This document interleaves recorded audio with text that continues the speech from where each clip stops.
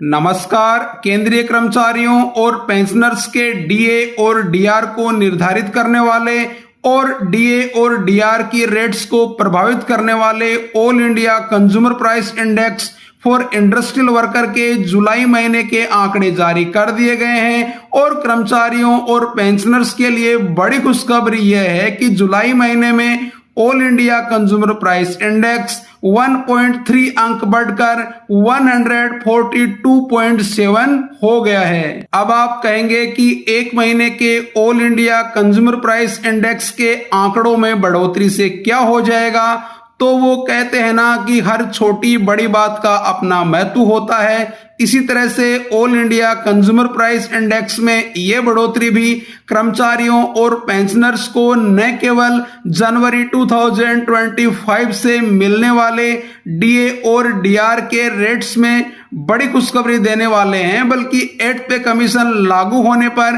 कर्मचारियों के बेसिक पे को भी प्रभावित करने वाले हैं। आइए सबसे पहले जानते हैं कि all India consumer price index में ये बढ़ोतरी जनवरी 2025 से मिलने वाले डीए और डीआर पर कैसे असर डालने वाली है। जनवरी 2025 से डीए रेट्स देखने से पहले आप एक बार जनवरी 2024 से जून 2024 के all India consumer price index के आंकड़े और डीए रेट्स देखेंगे तो ज्यादा बेहतर समझ पाएंगे। स्क्रीन पर नजर आ रही स्लाइड पर नजर डालेंगे तो आप पाएंगे कि दिसंबर 2023 तक डीए 50.28% हो चुका था और इसी का परिणाम था कि कर्मचारियों को 1 जनवरी 2024 से 4% की बढ़ोतरी के साथ 50% डीए मिला। साथ ही 50% डीए हो जाने से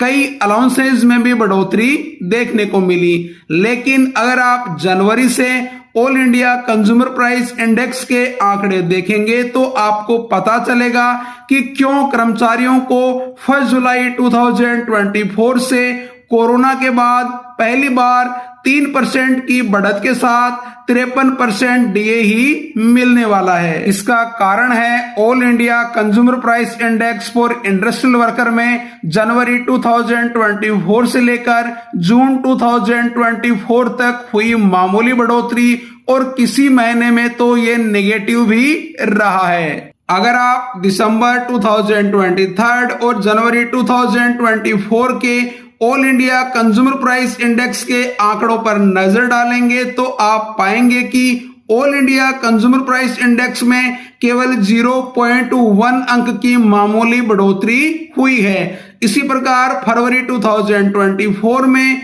all India consumer price index में 0.3 अंक की मामूली बढ़ोतरी देखी गई। मार्च 2024 में तो हद ही हो गई जब all India consumer price index में 0.3 अंक की मामूली गिरावट देखी गई। अप्रैल और मई में जरूर 0.5 की बढ़ोतरी हुई, लेकिन जून में जरूर 1.3 की बढ़त देखी गई। इस प्रकार आप देखेंगे कि जनवरी 2024 से जून 2024 तक शुरू के 5 महीनों में all India consumer price index में कमी का परिणाम ये हुआ कि कर्मचारियों को कोरोना के बाद पहली बार डीए में 3% की ही बढ़ोतरी मिली। लेकिन जुलाई 2024 के all India consumer price index के आंकड़े कर्मचारियों और पेंशनर्स के लिए बड़ी खुशखबरी और शुभ संकेत लेकर आए हैं। अगर यही बढ़ोतरी आगामी 5 महीनों में भी जारी रहे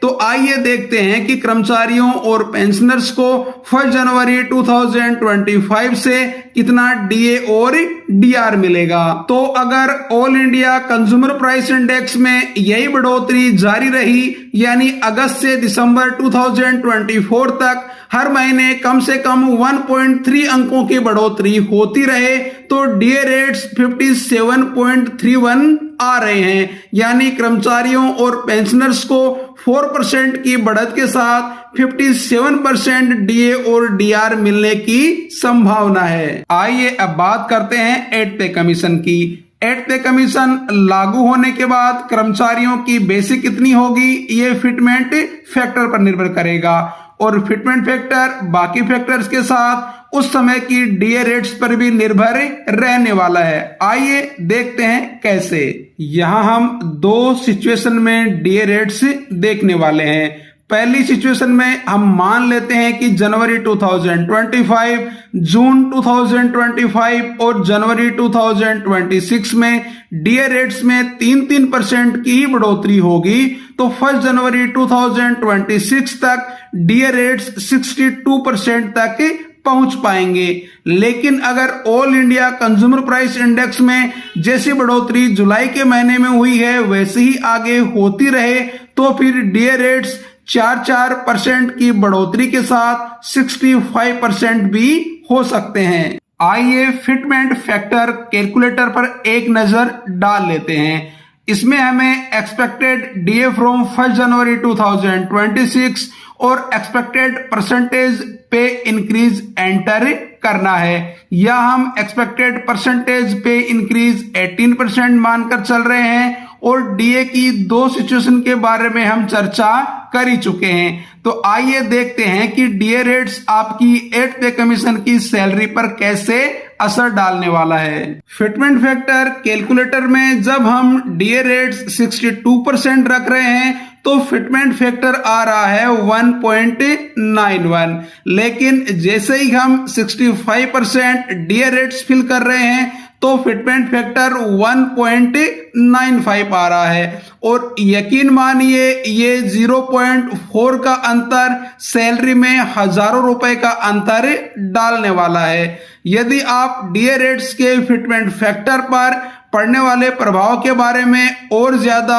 और बेहतर जानना चाहते हैं तो सीपी के कॉर्नर पर विजिट करें और इससे संबंधित वीडियो जरूर देखें। तो इस प्रकार आपने देखा कि all India consumer price index के आंकड़े आपके वर्तमान डीए और वर्तमान सैलरी के साथ साथ आपके 8th पे कमीशन के बाद के वेतन पर भी असर डालने वाले हैं। तो दुआ कीजिए कि all India consumer price index में बढ़ोतरी होती रहे। तो अब दीजिए इजाजत, जल्द मिलेंगे एक नई वीडियो के साथ। अपना और अपनों का ख्याल रखें। जय हिंद।